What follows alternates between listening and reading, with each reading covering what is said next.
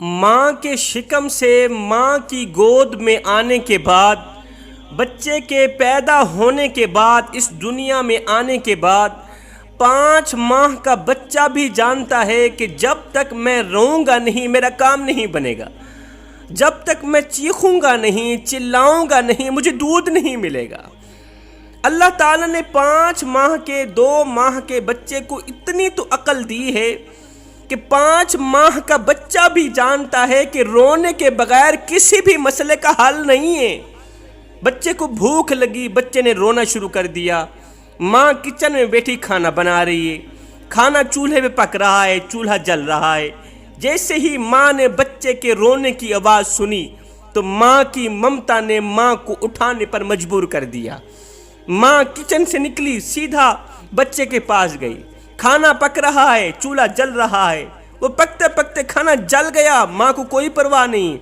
ماں نے بچے کو دودھ دیا، ماں نے بچے کو دیکھا، اور 5 ماہ کا بچہ بھی جانتا ہے جب تک میں روؤں گا نہیں، چیخوں گا، چلاؤں گا نہیں، میری ماں کی توجہ میری طرف نہیں ہوگی، میری ماں میری طرف متوجہ نہیں ہوگی، مجھے دیکھے گی نہیں، مجھے کھلائے گی نہیں، پلائے گی نہیں، مجھے محبت بھری نظروں سے نہیں دیکھے گی جب تک میں چیخوں گا نہیں۔ پتہ نہیں آج کل کے عقل مند بالغ عمر رسیدہ لوگ کیوں نہیں سمجھ پا رہے کہ رونے کے بغیر کوئی چارہ نہیں ہے، رونے کے بغیر کسی مسئلے کا حل نہیں ہے بھائیو۔ بچہ جب پیدا ہوتا ہے، جب اس دنیا میں آتا ہے، بچہ رو رو کر، چیخ چیخ کر اپنی ماں سے ہر بات منوا لیتا ہے، اپنی ماں سے ہر بات منوا لیتا ہے۔ ہم ایک لمحے کے لیے اپنے باطن پہ اتریں، ہم ایک لمحے کے لیے اپنے اندر اتریں اور سوچیں کہ بچہ دنیا میں آ کر رو رو کر اپنی ماں سے ہر بات منوا لیتا ہے۔ ہم عمر رسیدہ ہو کے رو رو کے اس اپنے رب سے، کریم رب سے، اپنے گناہوں کی بخشش بھی نہ کروا سکے، جو ایک ماں سے نہیں 70 ماں سے بھی زیادہ محبت کرنے والا ہے، جو ایک ماں سے نہیں 70 ماں سے بھی بڑھ کے محبت کرنے والا ہے۔ 5 ماہ کے بچے کی عقل کو بھی دیکھیں، اپنی عقل کو بھی دیکھیں، رونے پر، آنکھوں سے آنسو بہانے پر، خشیت پر 5 ماہ کے بچے کے مسئلے کا حل ہو سکتا ہے، اسے غذا مل سکتی ہے، اسے دودھ مل سکتا ہے، اس کی پیاس اور بھوک مٹ سکتی ہے۔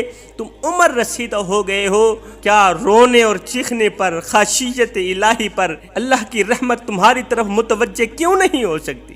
ضرور ہو سکتی ہے۔ جوانوں، اس دنیا میں 3 طرح کے لوگ رہتے ہیں، اس دنیا میں 3 قسم کے لوگ رہتے ہیں۔ پہلے وہ لوگ جو اللہ کو مانتے ہیں، جو اللہ کو مانتے ہیں۔ دوسرے وہ لوگ جو اللہ کو ماننے کے ساتھ ساتھ اللہ کی بھی مانتے ہیں۔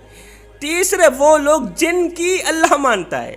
پہلے وہ لوگ جو اللہ کو مانتے ہیں، دوسرے وہ لوگ جو اللہ کی مانتے ہیں، تیسرے وہ لوگ جن کی اللہ مانتا ہے۔ اب وہ لوگ کون سے ہیں جو صرف اللہ کو تو مانتے ہیں، اللہ کی نہیں مانتے؟ یہ وہ لوگ ہیں جو اللہ کو وحدہ لا شریک تو مانتے ہیں، اللہ کو خالق مانتے ہیں، مالک مانتے ہیں، روزی دینے والا مانتے ہیں، کائنات کا سب سے بڑا بادشاہوں کا بادشاہ مانتے ہیں، اللہ کو کسی کے ساتھ شریک نہیں کرتے۔ لیکن جب اللہ فرماتا ہے نماز پڑھو، کہتے ہیں یا اللہ ہم صرف تجھے مانتے ہیں، تیرے حکم کو نہیں مانتے ہیں۔ اللہ فرماتا ہے اپنے حلال مال میں سے زکوٰۃ نکالو، صدقہ نکالو، عشر نکالو، کہتے ہیں یا اللہ ہم تجھے تو مانتے ہیں مگر تیرے اس فرمان کو ہرگز نہیں مانتے۔ میرا اللہ فرماتا ہے حق بولو، سچ بولو، جھوٹ سے نفرت کرو، والدین کی عزت والی پگڑی خاک میں مت ملاؤ، والدین کا دل نہ دکھاؤ، والدین پر ظلم نہ کرو، اپنی فیملی پر، اپنی بیوی بچوں پر ظلم مت کرو، تلخ لہجہ نہ اپناؤ، بد اخلاقی مت کرو، آخرت کے لیے جلد از جلد کچھ اکٹھا کر لو۔ کہتے ہیں مالک ہم سب کچھ کرنے کو تیار ہیں، ہم تو صرف تجھے مانتے ہیں پر تیری نہیں مانتے، تیرے احکامات کی پیروی ہرگز نہیں کرتے۔ یہ وہ لوگ ہیں جو اللہ کو تو مانتے ہیں، اللہ کی نہیں مانتے۔ دوسرے وہ لوگ جو اللہ کو ماننے کے ساتھ ساتھ اللہ کی بھی مانتے ہیں۔ اللہ فرماتا ہے نماز پڑھو، سارے کام کاج چھوڑ کے جب نماز کا وقت آتا ہے اللہ کے حضور کھڑے ہو جاتے ہیں۔ اب تیسرے وہ لوگ جن کی اللہ مانتا ہے، اللہ اکبر، یہ وہ لوگ ہوتے ہیں جو بیٹھے زمین پر ہوتے ہیں، ان کا تذکرہ عرش بری پہ ہو رہا ہوتا ہے۔ ساری کائنات اللہ کا ذکر کرتی ہے، ساری کائنات اللہ کا ذکر کر رہی ہوتی ہے، ایک اللہ ہوتا ہے جو اپنے اس بندے کا ذکر کر رہا ہوتا ہے۔ یہ بندہ بیٹھا زمین پہ ہو رہا ہوتا ہے، اس کا چرچا عرش بری پہ ہو رہا ہوتا ہے۔ یہ جہاں جہاں جاتا ہے، جس مٹی کے اوپر یہ قدم رکھتا ہے، مٹی اس کے قدم چومتی ہے۔ اللہ تعالیٰ کے نوری فرشتے اس بندے کی مغفرت کے لیے دعائیں مانگتے ہیں۔ آخر یہ لوگ ہیں کون کون سے؟ یہ وہ لوگ ہیں جو دنیا میں 3 کام سر انجام دیتے ہیں۔ وہ 3 کام کون کون سے ہیں؟ نمبر 1، ہر وقت ہر گھڑی اللہ تعالیٰ کا شکر ادا کرتے رہتے ہیں۔ شکر کا لفظ ہر وقت ان کی زبان پہ جاری رہتا ہے۔ یہ اس وقت تک کھانا نہیں کھاتے، اس وقت تک اللہ تعالیٰ کا دیا رزق ہرگز نہیں کھاتے جب تک یہ نماز نہیں پڑھتے، اللہ کے حضور سجدہ کر کے اللہ کا شکر ادا نہیں کرتے۔ وہ ایک اللہ کا ولی تھا، بزرگ تھا، اس کی آنکھوں کا آپریشن ہوا نا، تو ڈاکٹر نے کچھ دنوں کے لیے سجدہ کرنے سے روکا، نماز پڑھنے سے روکا کہ بابا جی آپ نے نماز نہیں پڑھنی، نماز پڑھو گے سجدے پہ جاؤ گے آنکھوں پہ بوجھ پڑے گا، وزن پڑے گا، کہیں آنکھیں خراب نہ ہو جائے، کچھ دنوں کے لیے تو نے نماز نہیں پڑھنی، اللہ کو سجدہ نہیں کرنا۔ یہ بابا جی گھر آئے، اس نے آتے ہی کھانا پینا چھوڑ دیا، نہ کھاتے ہیں نہ پیتے ہیں۔ ایک دن گزرا، کچھ نہیں کھایا کچھ نہیں پیا، دوسرا دن گزرا، کچھ نہیں کھایا کچھ نہیں پیا، تیسرے دن گھر والے بول ہی پڑے بابا جی ڈاکٹر نے تو آپ کو سجدہ کرنے سے روکا تھا، ڈاکٹر نے تو آپ کو نماز پڑھنے سے روکا تھا، کھانا کھانے سے تو نہیں روکا تھا، کھانا کیوں نہیں کھاتے؟ یہ سن کر بابا جی کی چیخ نکل گئی، رو کر کہنے لگا بیٹے جس مالک کو سجدہ نہ کر سکوں، جس اللہ کو سجدہ نہ کر سکوں، اس کا رزق کھاتے ہوئے مجھے شرم آتی ہے۔ یہ وہ لوگ ہیں اس وقت تک کھاتے نہیں پیتے نہیں جب تک اللہ تعالیٰ کا شکر ادا نہیں کرتے۔ فرمایا دوسرے وہ لوگ جو مال و دولت کے ہونے کے باوجود بھی، امیر ترین ہونے کے باوجود بھی، اقتدار رکھنے کے باوجود بھی، بڑا عہدہ سنبھالنے کے باوجود بھی، سرکاری کرسی ملنے کے باوجود بھی، جب یہ غریبوں میں بیٹھتے ہیں تو یوں محسوس ہوتا ہے جیسا کہ یہ غریب ہیں۔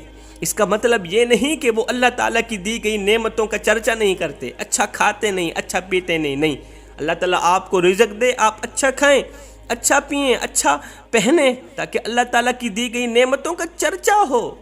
یہ عمل اللہ تعالیٰ کو بہت ہی زیادہ پسند ہے۔ غریبوں میں بیٹھ کے، غریبوں کی مجلس میں بیٹھ کے غریب ہونے کا مطلب یہ ہے کہ یہ اپنی دولت کی نمائش نہیں کرتے۔ میرے نبی نے فرمایا صحابہ کسی بیوہ عورت کے سامنے اپنی بیوی کی تعریف بیان نہ کرنا، کسی بیوہ عورت کے سامنے اپنی بیوی سے پیار نہ کرنا، اس سے بیوہ عورت کا دل دکھے گا۔ صحابہ کسی یتیم بچے کے سامنے اپنے بچے سے پیار نہ کرنا، اس سے یتیم بچے کا دل دکھے گا، اس کو مرا ہوا باپ یاد آئے گا۔ اور صحابہ کسی غریب کے سامنے اپنی دولت کی نمائش نہ کرنا، کسی غریب کے سامنے اپنے مال کی پیسوں کی نمائش نہ کرنا، اس سے غریب کا دل دکھے گا، وہ اللہ کے سامنے شکوہ کرنے پہ مجبور ہو جائے گا، یا اللہ اس میں کون سی ایسی خوبی تھی، تو نے اسے اتنے رزق سے نوازا کہ اس نے میرا جینا حرام کر دیا، میں نے کون سا ایسا گناہ کیا تھا کہ تو نے مجھے رسوا کر دیا، معاشرے میں ذلیل کر دیا۔ نہیں، کسی کو دکھ نہیں دینا، کسی کا دل نہیں دکھانا، کہیں ایسا نہ ہو کہ وہ اللہ کے سامنے تمہارا نام لے کر رو پڑے۔ فرمایا تیسرے وہ لوگ جن کو بھوک نے ستایا ہوا ہوتا ہے، پیاس نے ستایا ہوا ہوتا ہے، مطلب ایک آدمی ہے اس کو پیاس نے ستایا ہوا، خوب ستایا ہوا ہے، وہ پانی کی تلاش میں نکلتا ہے، بھاگتا جاتا ہے، پانی کرتا، پانی کی تلاش میں نکلا، تلاش کرتے اب اسے یوں محسوس ہونے لگا ہے کہ اسی گھنٹے کے اندر اگر مجھے پانی نہ ملا تو میں مر جاؤں گا۔ اچانک اسے ایک کنواں نظر آتا ہے، وہ بڑی مشقت کے ساتھ، بڑی محنت کے ساتھ کنویں کے اندر ڈول لٹکاتا ہے، پانی نکالتا ہے، جیسے ہی پیاس بجھانے کے لیے پانی منہ پر لگاتا ہے تو تو اسے بھوکی ماں، پیاسی ماں اور پیاسا باپ یاد آ جاتا ہے۔ وہ پانی پیتا نہیں، وہی ڈول لے کے گھر کی طرف بھاگتا نظر آتا ہے۔ گھر جاتا ہے، پہلے بھوکی پیاسی ماں کو پانی پلاتا ہے، پھر پیاسے باپ کو پانی پلاتا ہے، ان کی پیاس بجھانے کے بعد اپنی پیاس بجھاتا ہے۔ اس طرح کے یہ وہ لوگ ہوتے ہیں جو بیٹھے زمین پر ہوتے ہیں، ان کا چرچا عرش بری پہ ہو رہا ہوتا ہے۔